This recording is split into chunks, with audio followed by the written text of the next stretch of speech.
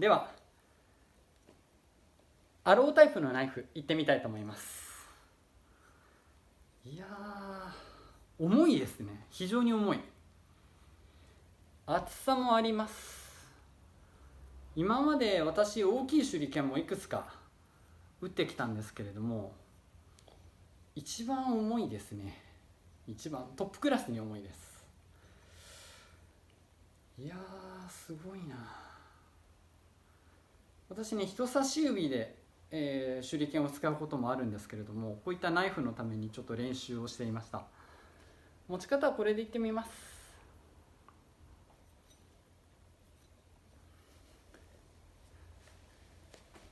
最初はやっぱり私は手裏剣を稽古しているので、ノースピン、ちょっと近い距離で打ってみます。最初はノースピンでいきます。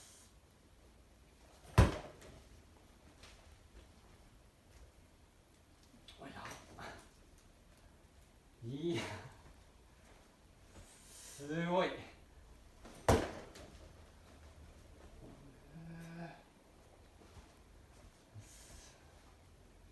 刺さり方がすごいですね。重いから、重さもあるし厚さもあるから非常に深く刺さります。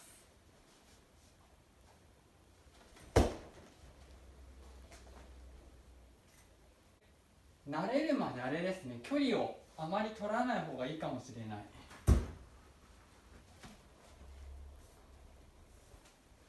今私これノースピンで打ってます。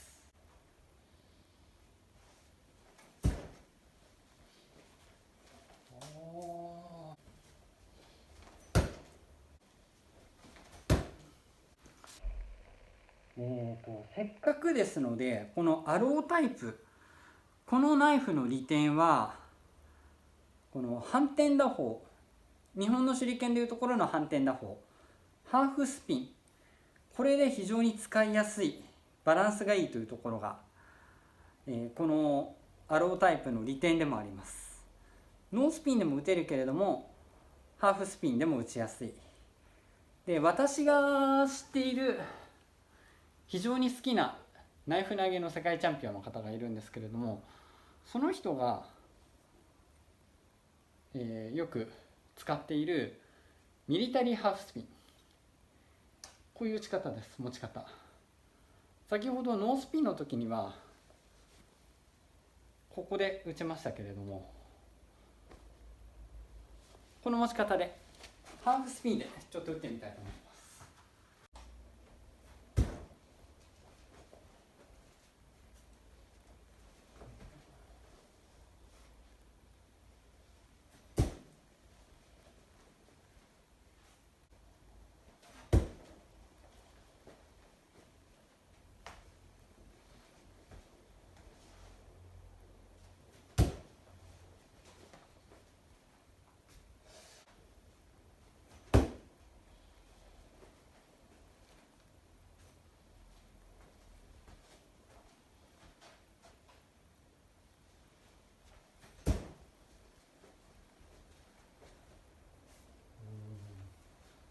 手裏剣に比べて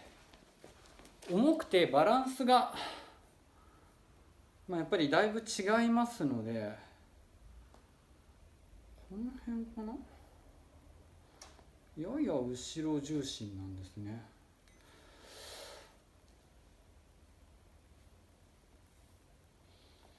思ったよりも親指全体で圧を加えた方が良さそうですね。ただその半回転、ナイフの場合はこのハーフスピンっていうのが非常にメジャーなテクニックなんですけれども、その理由が分かります。すごくね、自然に半回転してくれるので、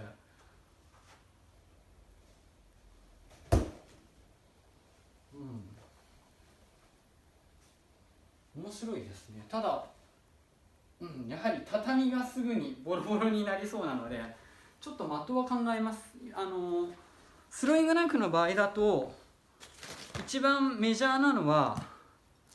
木の的です。こちらのナイフ、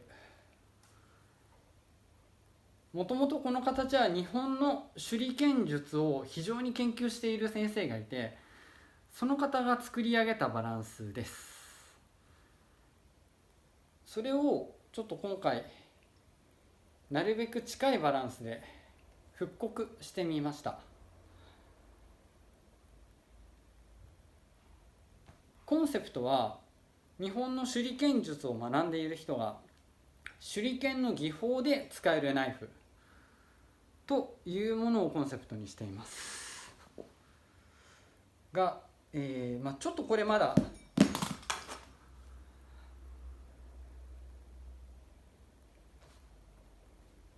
ね、実を言うと未完成なんですよね。このナイフをもとに本当はもう少し各所のバランスを打ち合わせしたかったんですけれども、ちょっといろいろあってそれが叶わなくなってしまったものなので、おそらく試作としてここにあるものが今のところもう完成になってしまった。本当はね、このバランスとかももう少し実は私としては変えたいところがあるんですけれども、でもこの形で一旦ちょっと試してみようと思います。これの場合はやっぱり直打法ですよね。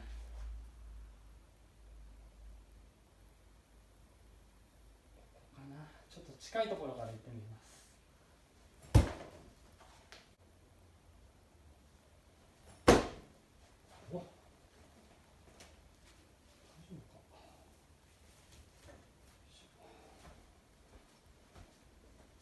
手裏剣術の技法なんですけれども、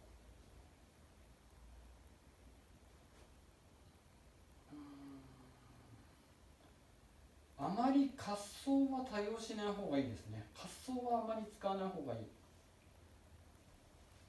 ここで投げた方がいいのか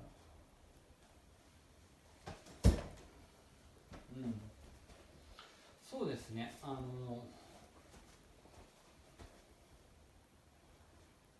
もともとこれを開発した人が滑走は多用しない流派の方だったんですけれども、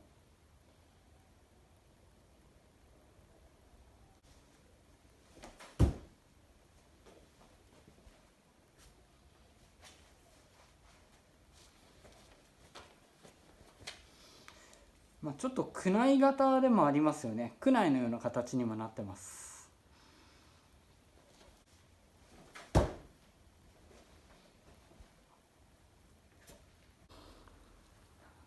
この2つの場合、直打法ノースピンで打つと飛び方、それから打ち方が違います。ROタイプの場合、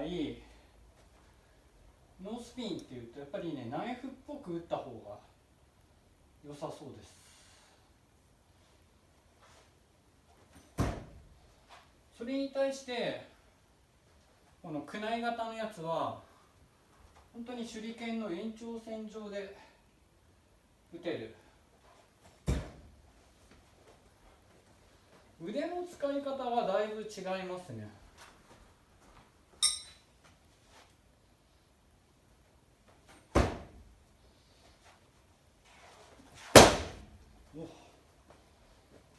ちょっとこれは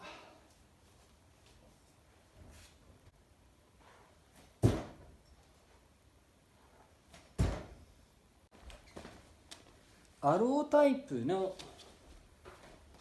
ノースピンの場合、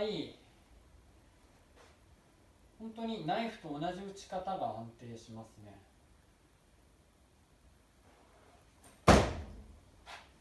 これに対してこの区内型というか、こちらの場合だと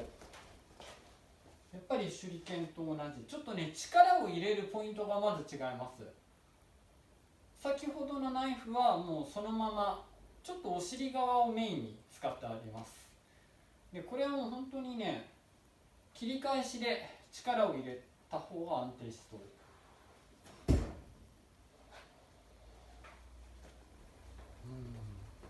全く性格が違います。ただどちらかというとこのアロータイプ、これでノースピンで打つ場合、巻物をつけた手裏剣の直打法に近いイメージ、そんなイメージで打てます。こちらは普通の手裏剣と同じような形、そうですね、巻物をつけたものとつけてないもののイメージで、打ち分けることができます。ただやっぱり重さを使えるので非常に強いです。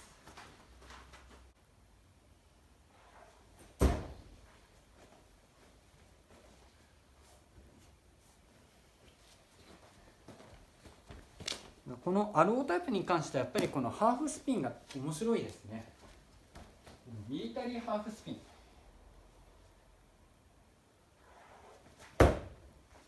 これが本当に面白いです。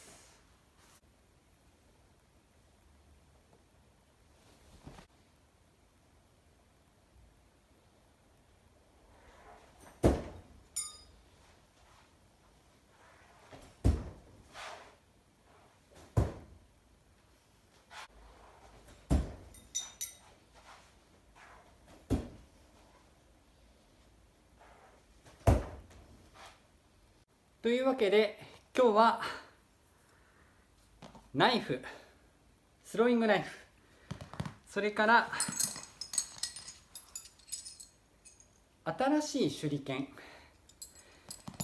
これを打って遊んでみました。一応ナイフに関しては本当に刃がついてないとはいえ非常にデリケートな部分が多いです。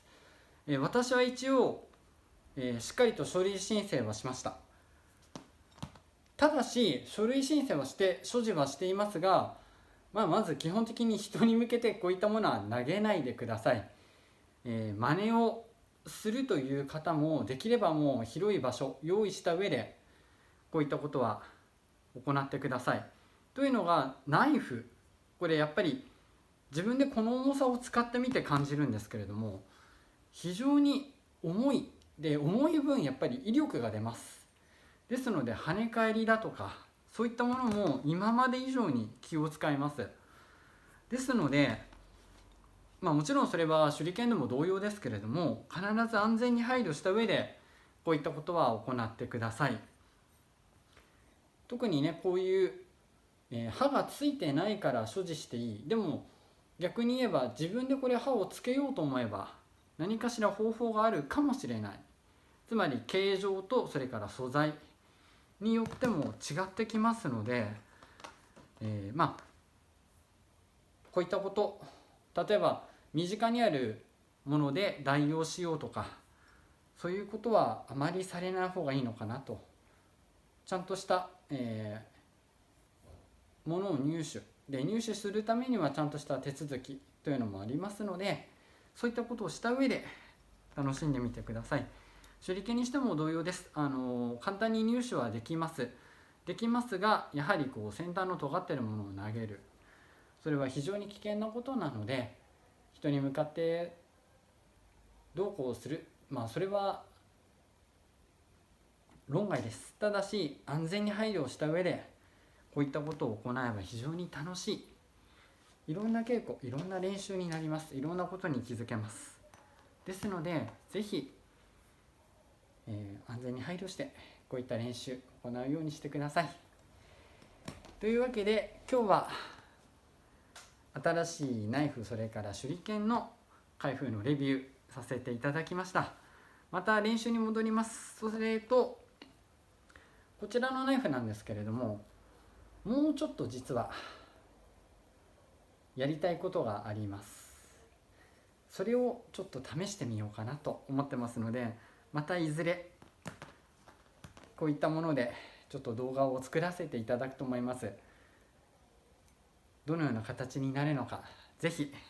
ご覧いただければと思います。もし何か質問であったりとか見てみたいものありましたら気軽にコメント欄に書き込んでください。対応の方させていただきます。それといつも高評価、グッドボタンを押していただいている方ありがとうございます。今回の動画も面白ければ高評価、グッドボタンを押していただければと思います。よろしくお願いします。では今日の動画は以上です。最後まで見ていただいてありがとうございます。失礼いたします。